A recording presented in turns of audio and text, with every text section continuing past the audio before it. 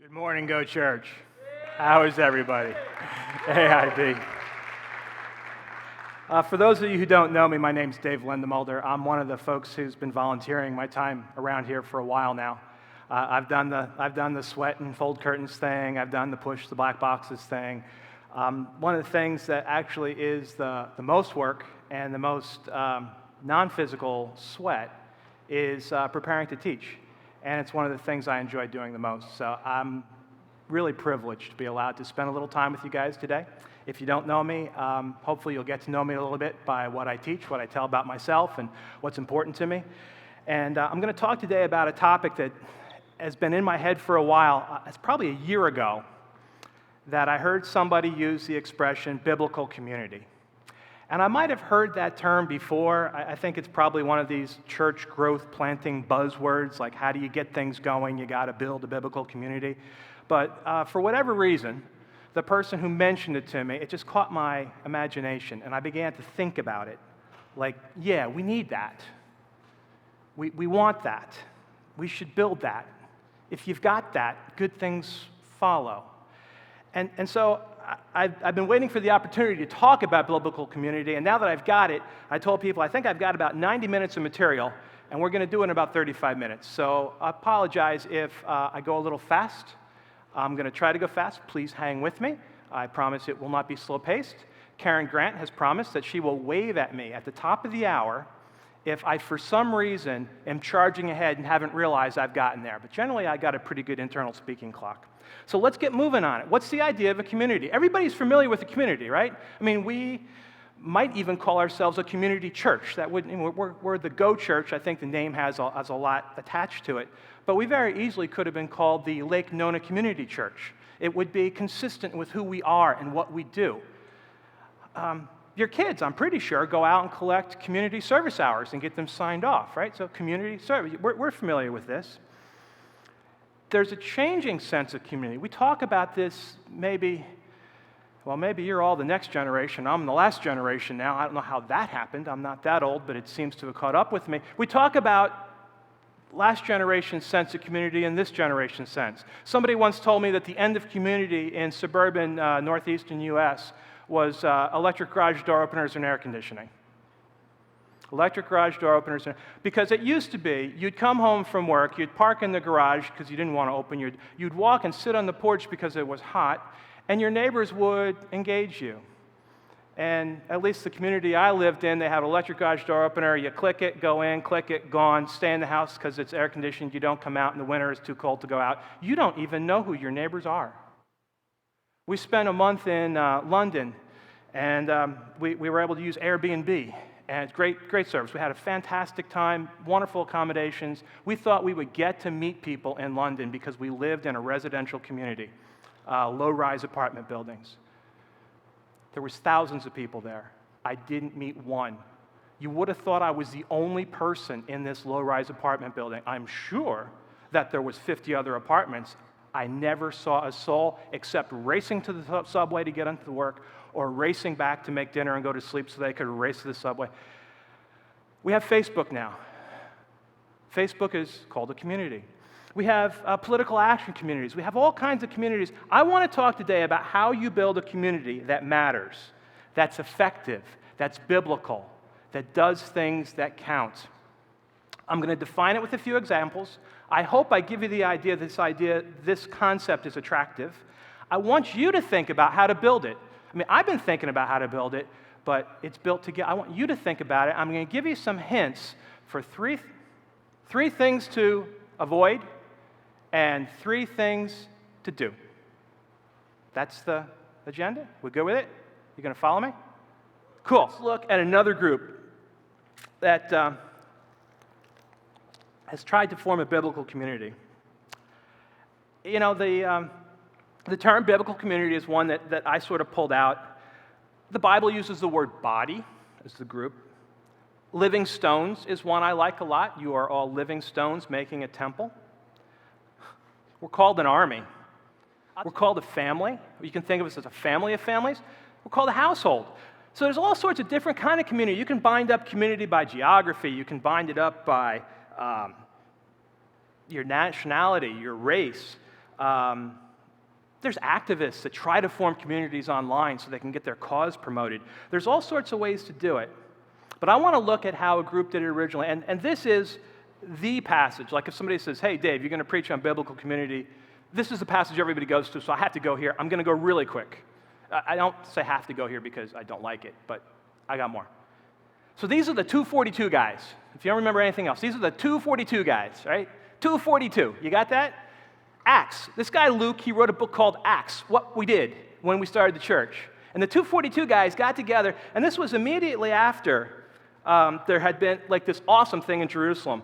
And 3,000 people came to join the way, which would later be called Christianity, that were part of God's house at that time. 3,000 added. They devoted themselves to the apostles' teaching, to the fellowship, the breaking of bread, and to prayers. A fear or a wonder, an awe came over everyone. And many wonders and signs were being performed through the apostles. The believers that were together held all things in common. They sold their possessions and property and distributed the proceeds to all as anyone had need, like your neighbor's milkman. Every day, they devoted themselves to meeting together in the temple complex. They broke bread, moving from house to house. They ate their food with joyful and humble attitude, praising God, having favor with all the people, and every day the Lord added to them those who were being saved. So it sounds like it was going pretty well in Acts, doesn't it? If you look at the results, these people changed the world. I mean, one of the reasons everyone goes back to Acts 2:42 is when a church has got resource and people and it's not effective, they go, wait, the first church had people but not a lot of resource, and they were highly, highly effective. What can we learn from them? So one of the things I want to say is that they organized there, the 242 guys. The 242 guys organized to go on mission. And they did it by things that they were doing together. So they were involved in teaching. We do teaching. They were involved in fellowship. Phil was talking about fellowship. They were involved in prayer. We get together regularly to pray. There was some awesome indications of God moving amongst them. And sometimes I think we think that, that was just for then and now is now, and God was moving then and now is different. In my small group, we had this discussion about, do you see the kind of miracles that you read about in Acts, like in Lake Nona? And at first we were like, maybe not. And then somebody in our small group shared about a surgery that had been done for a family member, and just all the things that had to fall into place for them to be here and learn this and then move here and eventually have a successful surgery actually in Panama, not even in the U.S. Because in Panama it was free, and in the U.S. it was impossible for them to get. And we said, hey, that's God's hand at work. So when we don't see the awesome miracles, I would claim sometimes it's because we're not looking carefully and we're not aware, we're not examining what's going on around us to go, wow, that didn't just happen by accident. That was miraculous. What else they did? They were together and practiced mutual support. They were together in a close way. How much would you have to trust somebody else to trust them when they said, I just don't have what I need, and you take what you have out of your excess and just hand it to them because you trust that they're telling the truth? They were close together. And this is a group of thousands of people. They were also growing daily. It was a happening kind of place. So you must think they had it easy, right? I mean, things are rocking and rolling. It's going really well. How hard could it be? Anybody read through Acts? Anybody want to guess? I just pulled out a few things I found. They had to borrow meeting space. You might not remember this, but the Christians, they didn't have a big Christian temple. There was this Jewish temple thing going on, and they were not especially welcome there, though they were tolerated. So they were meeting in the temple courtyards. That was the biggest space they could find. To get together a lot, they had to meet in houses. They didn't have their own space. Their leaders got arrested. Whoops. Some of their leaders were killed. Their volunteers were not especially well organized, to tell the truth. There was a lot of people coming in quick, and things just kind of went off the wheels. And they had multiple languages there. There were Greek speakers and there were Aramaic speakers. And there was a Greek culture and there was an Aramaic culture. And one of the first conflicts they had was they said, hey, the Aramaic people are in charge here. You know, this is Aramaic privilege, and us Greeks, we don't have what we need. And I'm really mad. They had to deal with that. By the way, the way they dealt with it is they put a Greek speaker in charge of the stuff that wasn't going well. Said, okay. So let that be a lesson if you want to complain. They lost focus on the mission because the people who were spreading the gospel were also the most influential leaders, and they were capable of organizing everything themselves. In fact, they were used to doing everything themselves. And so they had to start to let go and delegate, and that wasn't easy for them, but they did it. There was disagreements over what the right rules were. There was people who said, look, you know, guys have been getting circumcised here for as long as we can remember. Y'all need to be circumcised. Now, talk about a disagreement that would cause some discomfort amongst your group. They settled that. Any of those troubles ring a bell? I mean, except with getting killed and getting arrested thing. Although Andy, when he was talking about where he lives, he mentioned that he's on videotape having left a registered church because the local government tries to keep track of the movements of anybody who might be a subversive Christian believer. So he's on videotape. He's known. He's a registered belief offender. He said one of the things in that country is there's two kinds of police. There's the kind that you bribe to go away because if they stay, you're in trouble. And there's the kind that you bribe to help you because they can actually get stuff done. But both kinds of police are the kind that you bribe. You know, I sometimes think, though, is it really that hard in Lake Nona? Maybe not. And last week, I don't know how many were here for the Florida abolitionists, the FA group. That just kills me. How do you make a dent in a problem like that? How could that be going on within a few miles radius? How? That's a hard problem. And you know what? The emotional problems that people have, the hope that we want to carry, the mission we have is to people whose problems are very real to them, and I can't collect enough money or spend enough time or be a nice enough guy to solve these problems. I can't. You can't either. This idea of, hey, God, I got this. We're going to go do church. It's going to be fine. It doesn't work.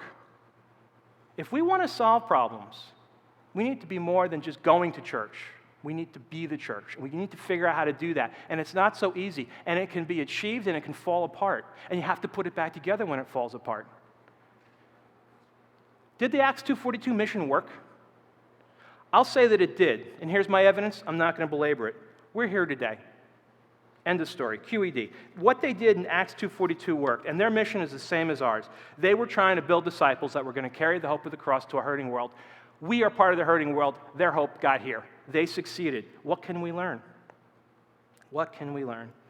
So if you look at Hebrews, let me tell you a little bit about Hebrews, right? The background of Hebrews is, at a certain point in time, we believe it was Paul doing this sort of rebuttal.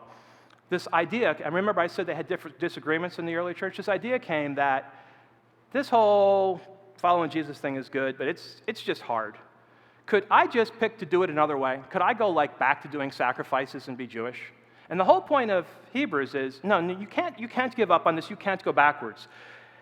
And so there's an encouraging verse, again, a very classic verse in Hebrews, where we say, since we've got this, as Hebrews 10, since we've got this great priest over the house of God, right? Since we have Jesus now, we don't have a human high priest. Let us draw near to God with a sincere heart and with the full assurance that faith brings, having hearts sprinkled to cleanse us from the guilty conscience and having our bodies washed with pure water.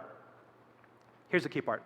Let us hold unswervingly, directly, no swerving, to the hope, we want to carry this hope, that we profess, for he who promised is faithful. Not because we're faithful, because he who promised is faithful. And let us consider how we can spur one another on towards love and good deeds, not giving up, encouraging one another, all the more as you see the day approaching. Do you see the day approaching? I see the day approaching.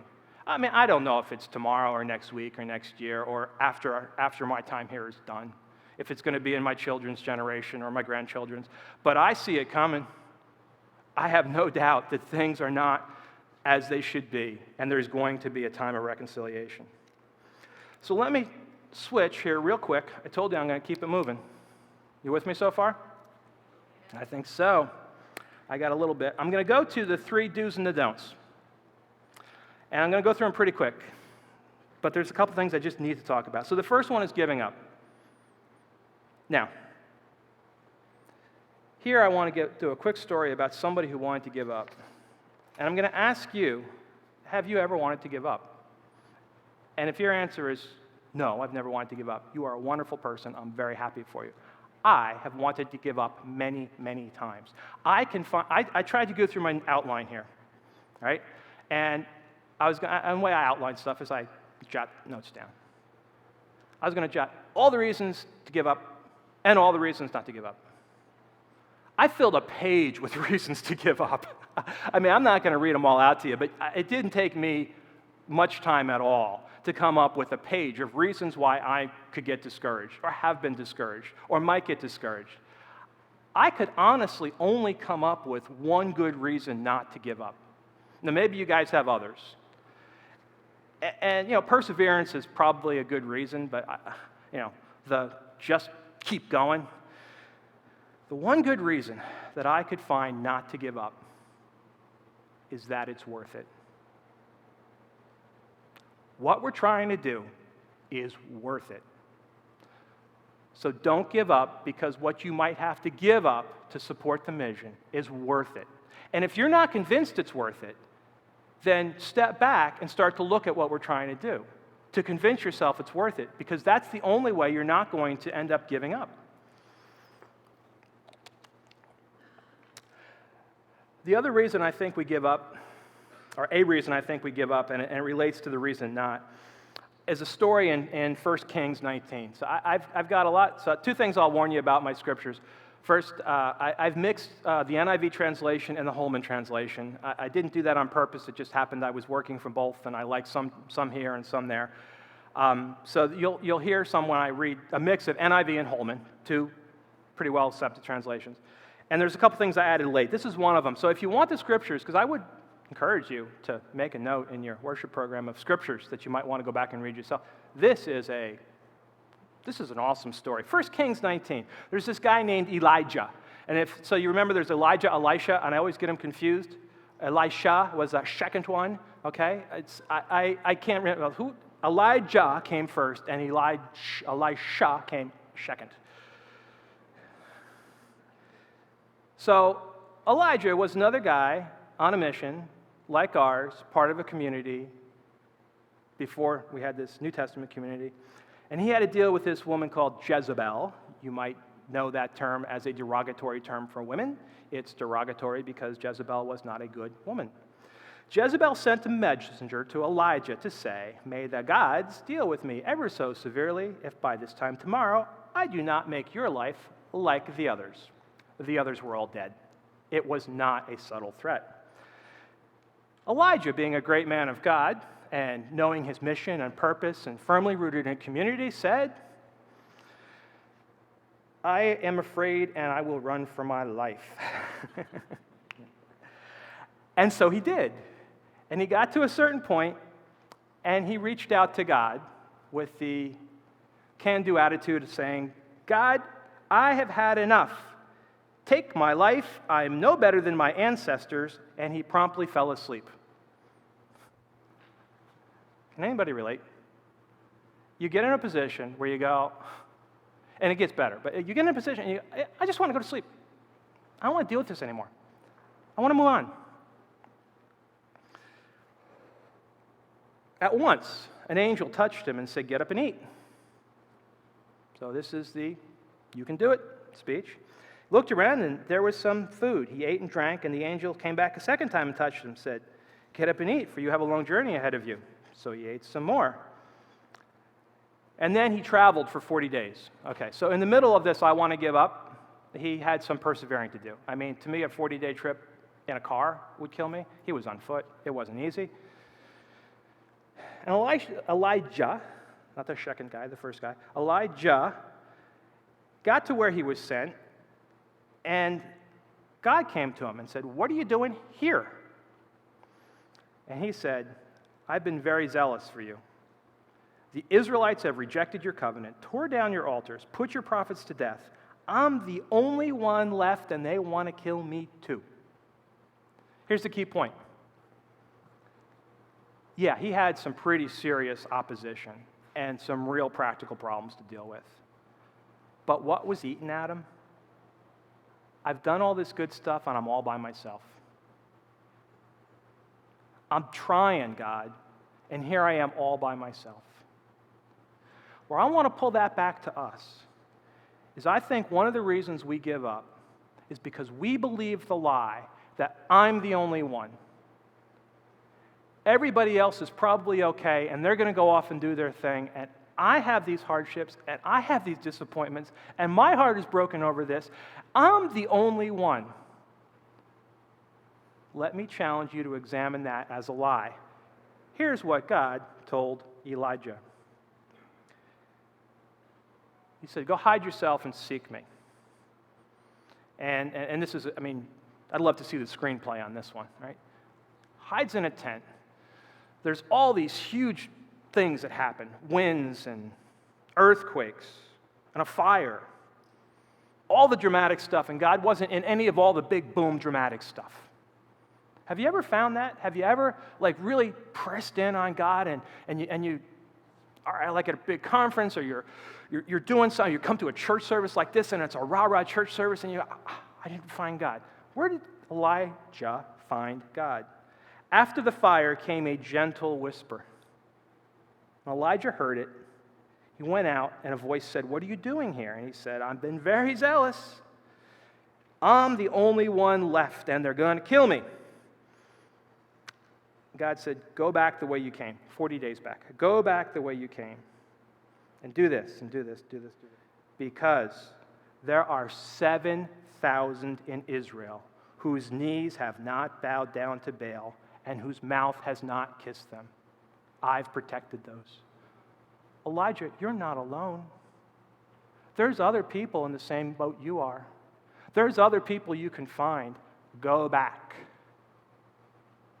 If you want to reread that whole story for yourself, just get a Bible search and do knee, like a K-N-E-E, knee, and Baal, B-A-A-L. You'll get it. It's the story of Elijah thinking he was all alone. One of the next ones that I think we've talked about a lot, everybody realizes, I'm not going to spend the time right now to really dig in, is being busy. Now, I'm going to tell you that I understand there are seasons in life, and I fully support people who are doing things for a season that make them very busy and might move them in different places. Evaluate that. I'm not saying that's a bad thing. But I think sometimes we substitute busyness for effectiveness, and sometimes we miss the best for the good. I don't know if we can easily find it on tape, but there's a series that was taught here, and will probably be retaught, called Margin. And Pastor Barry does an excellent job of pointing out all the ways that you need to not bring yourself right to the edge of the stage and make yourself so busy that one more step is going to make you fall off and crash. But you need to keep some safety barrier in your finances, in your time, in your emotions. I think it's one of the things that destroys community. Because one of the things that can build community is a connectedness, a talking face-to-face, not Facebook to Facebook, face-to-face, right? And I think one of the things that often kills a conversation is you being too busy to engage in someone and let it get past the first trivial things and allow them to engage you. And if you don't have the margin and the patience to allow someone who wants to talk to you the freedom to talk to you, you'll leave and they'll not talk to you because you're gone, because they thought you were busy and thought you didn't care. And the irony is, the vast majority of you I know well who are busy care deeply and would want nothing more than to have a meaningful conversation with a person who really wanted to share something important. But you don't do it because the kids got to get, and tough. I'm going to beat this last one to death and then see where it goes. I could teach an entire weekend on this topic. In fact, I have. I have notes that will fill an entire 45 minutes on this. Why is this so important? I'm going to do 2 theological things and see what I got time left for. First, we need to be real about who we are as fallen people. Our default state is insincerity. Let me repeat. Our default state is insincerity. If you're not consciously trying to be genuine and sincere, you will fall back to a state of insincerity. You will not want to share. You will not want to be vulnerable. You will not want to be seen. You will want to cover up. You want to blame. You will want to make the fault of things that aren't right someone else's, not yours. We deflect. We justify. We say we want to do it ourselves. I get this idea from what we're told in Genesis. The first community, very small community, excellent community. 2 people loved each other perfectly, made for each other, literally made for each other, right?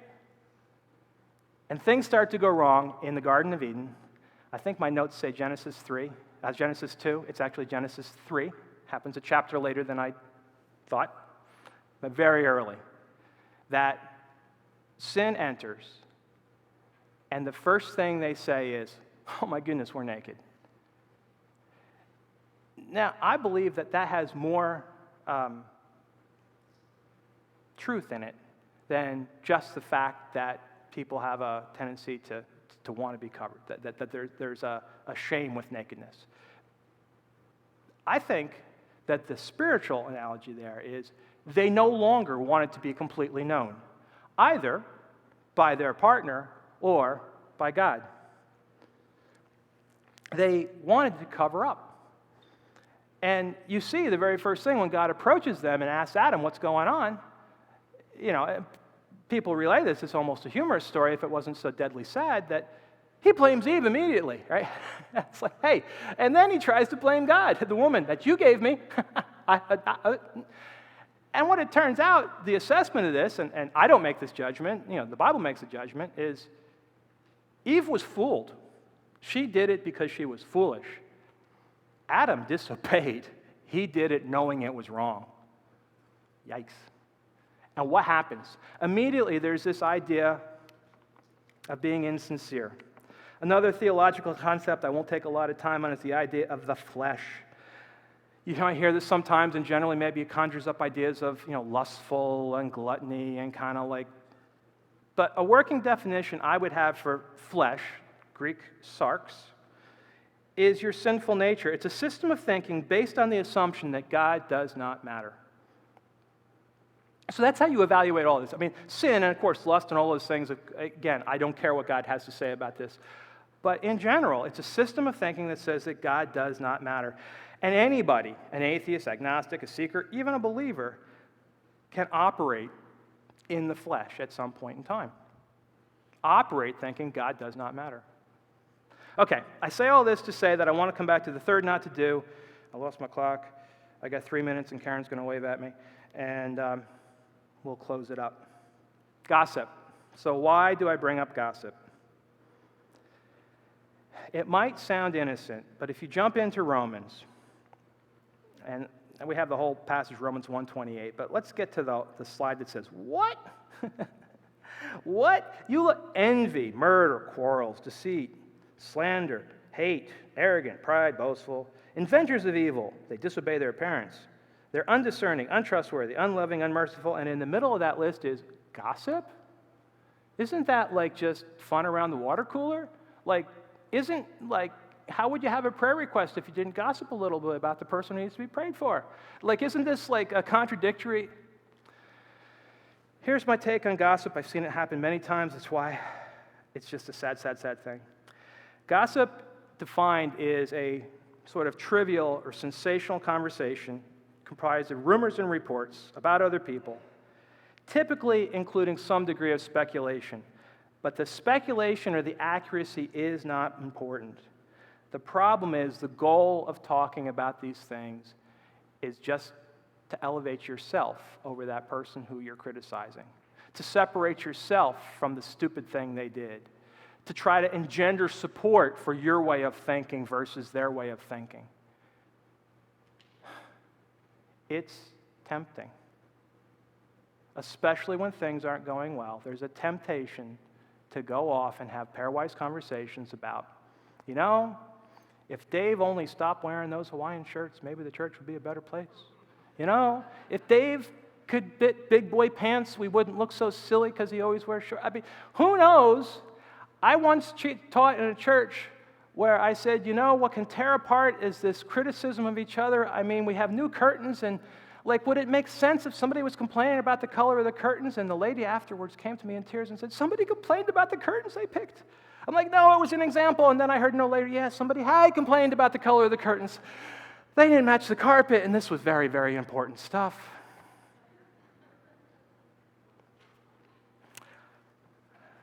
I don't know how I can overemphasize it, but here's the downside to gossip. Gossip contaminates. It contaminates you.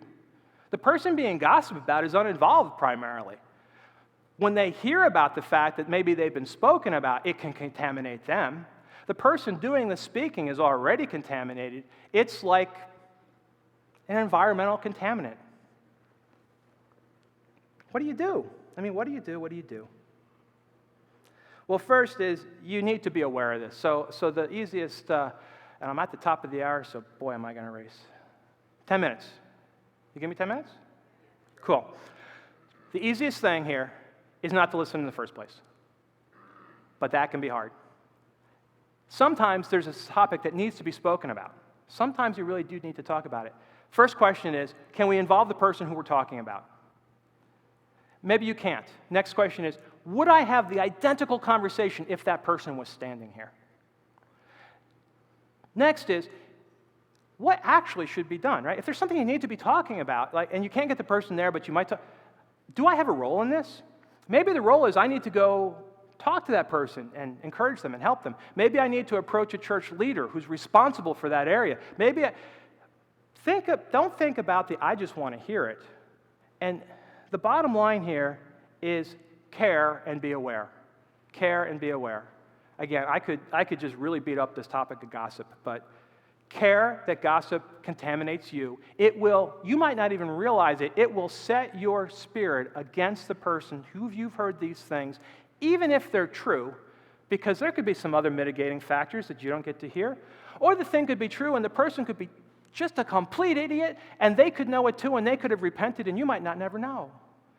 Know that you've been contaminated. Just know, and avoid it where you can. Quick to the things you want to do. Again, I could do a week on this, and I'm going to say the Thessalonians. So as Hebrews, so if you remember from the New Testament survey I did a while ago, I like to look at every book of the New Testament and give it some context to say, where does this fit? Why was it written? Hebrews, like I said, was written because people were saying, we want to give up. We want to go back. Thessalonians was one of the first churches, because the initial epistles, letters to churches, were dealing with churches that had issues. They were messed up. Thessalonians are a cool church. Paul is happy for them, proud of them. He's like, what you're doing, keep doing it. What you don't understand, let me explain. Go. So, this idea of encouraging, I get from the Epistle to Thessalonians. Go read it yourself. Before, when we talked about the idea that you can get discouraged, and I said I can make a big, long list of reasons to get discouraged, and the only reason I can really think to avoid it is because what we're doing is important enough not to give up. One of the ways you snap out of being discouraged is to have someone encourage you, or lend you courage, or undiscourage you. Double negative. See what I did there? Undiscourage you. You can do that with a timely word. You can be an encourager. We talked in our small group Friday about the idea of a spiritual gift of exhortation. Like many spiritual gifts, there's some people who are really, really good at it, but doesn't mean you can't all do it. Knowing the right thing to say, being sensitive to what you need to say. Sometimes somebody just does need to be told, you're not the only one. Sometimes they just need to be told, snap out of it. Sometimes they need to be told, take a deep breath. Let's get real. Knowing what to say in what circumstance to what person with what personality type is not easy, but it's worth doing. You can really make a difference by sincerely offering encouragement. Pray. Pray. Do I need to spend a lot of time explaining why that wouldn't be important? The thing I've heard Pastor Barry say several times I like a lot is nothing of great importance is not done without much prayer. It's true. Pray. I'll get more to that when I start to wrap up. And last, love. This list of things to do, by the way, these are the first three. Well, they weren't actually the first three. They were the three that made the cut after the page of things I came up with. Right? These were the three that made the cut. And love, I believe, is foundational. If you look in the, again, classic passage on love in Corinthians, you get this list of things that kind of tell you that if you don't include love, you kind of are going to be out in left field.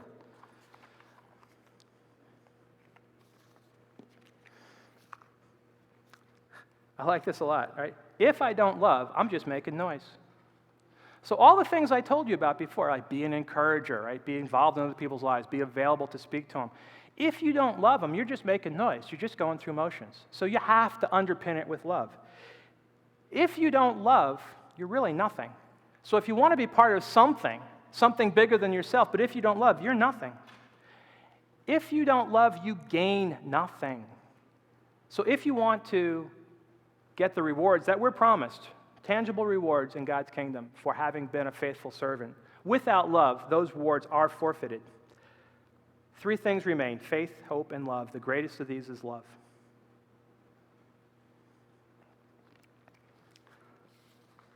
I went through this pretty quick, but I would encourage you to do your own study on the New Testament church, the examples that were used, the things that were done, the things that were avoided. Right? And I want to close with something that I hope makes you understand that this is real and effective. So, if it were not for the community built by Barry and Christina Rice for this group right here 10 years ago, I wouldn't be here. It's kind of obvious, right? If we weren't here, I wouldn't be here. But it goes deeper than that. I don't know how many people know our story and how we came to Florida, but it's about 10 years ago, and I was having a difficult time, spiritually, emotional, difficult time. We decided, because my job is kind of odd, that I can go anywhere, we decided to get an RV and come and stay in Florida for a month, pretty much to get away from the troubles that I was having. And we came to Florida for, all the obvious spiritual reasons. It's much warmer than New Jersey, and it has Disneyland, right? So that was this highly spiritual Disney World, the other Disney, whatever. We were staying down in Kissimmee, and we got here, and I think it was like a Friday or Saturday, and my wife says, we probably ought to go to church too. So I Googled church near here, and my daughter says, Daddy, it has to have kids, because we had taken her to some churches we visited that didn't seem to have any kids, and that bothered her. And we'd taken her to churches where they didn't treat the kids very nicely either. She said there were some churches where if you weren't a regular attender there, you were made to feel really uncomfortable because you didn't know the Bible verse, and you didn't know this, and you didn't remember the lesson from last week. And she's like, I want it to be. So as it happened, at that time, our website had a bunch of stock photography of kids. Well, not our website, it was your website then. I was me and you were you. And we said, let's go. So we came, and the service was fine. And, Barry and Christina were wonderful, and the people that were there were fine. Everybody was nice. It was, it was a church. And somebody, I got to think it would be Barry, but it might have been Christina, or it might have been somebody else, said, how long are you here for? And we said, a month. And they said, well, we do a small group in our house. You should come. I go, well, I live down in St. Cloud. They go, it's in St. Cloud. So we went to the small group, and we're on vacation. We're going to a small group. And I'm kind of like, coming from New Jersey, I wanted to just get away from church stuff. I'll tell you, I don't honestly remember, the video we watched. I know we watched a video and did a study, and it was insightful and meaningful. I'm sure we ate food. It was good. I don't remember what it was. I'm sure we had general fellowship, and other people were there, and they were very nice. I don't remember any of it. I do happen to remember, and I checked this in the lobby, that the Pujols were there. So it was the Rices and the Pujols. I have a vague memory of some of the other folks. Here's the one thing I remember, and the thing that was pivotal in us now being here. The small group was open to the idea that my wife and I had an issue of some kind. At that point, which had been a few days in, Pastor Barry had some insight into what the details were. And so we came, I guess, a couple of times, and we disclosed a little bit at a time, just in a very general, insincere way, right? I had my church face on. I'm a good church guy, right? The last week we were there, that group gathered around us in prayer and genuinely and sincerely prayed that the problems that they didn't really completely understand, and at that point Barry had a pretty good handle on the hardships I was having in New Jersey, that those would be resolved. And I felt a sense of biblical community that has tied me to this church ever since and has been built by other things no less amazing. But when you think about it, all that was required to help us, for the help we needed, was a group of people willing to open their home and be together and not be too busy to ask questions and not be too insensitive to pray, and to give us the couple of weeks we needed to drop our insincerity and sincerely say, we're not doing so well. We need help. There's one thing I can't skip telling you, because I hope that you find this attractive. I hope that you find this compelling. I hope you want to dive in and figure out, like I do, how do we make it happen here? And where it's happening, make it happen better. And where there's problems, eliminate the problems. But if you're not part of God's family now, joining our community is certainly open to you. But until you are personally part of God's family, you don't have the tools or the effectiveness to do what we're trying to do here. I don't say that to criticize you. I say it because it's a fact. What we're doing here is too hard to be done by just people. It has to be done by God's children. And you've heard Barry say this, and I'm going to repeat it. Becoming one of God's children is as simple as three things. You need to admit that, like Adam, you live insincerely, that you blame other people for the things that you know are wrong, that you don't want God in your life because you run your life perfectly fine by yourself. Thank you very much. You got to realize that's true. And then you got to believe that there's another way to live and that it's available to you. And it's available to you by confessing what God already knows is true and what you've just realized is true, and saying that you will allow Jesus to be the Lord of your life. I'm going to do a time where we can pray. And the worship team is going to come up and we're going to respond.